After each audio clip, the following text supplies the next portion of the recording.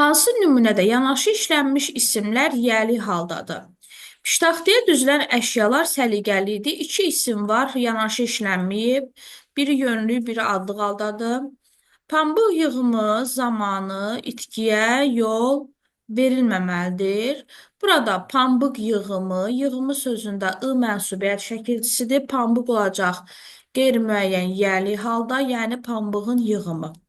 Yığımı zamanı, yenə də zamanı sözünə mənsubiyyətimiz var. Deməli, yığımının zamanı, bu da qeyri-müəyyən, yəli haldadır. Və bizim şərtimizi ödədiyi üçün cavabımız elə bu variantdır. Şəkər gülüşündən canlılar təzəli. Burada da yanaşı gələn isimlər fərqli hallardadır. Havaların soyuması bizi narahat edirdi. Tək isim havalardır, yəli yaldadır, soyuması məstərdir. Füsunkar bir gözəllik ruhunu oxşadı. Burada da sadəcə gözəllik isimdir.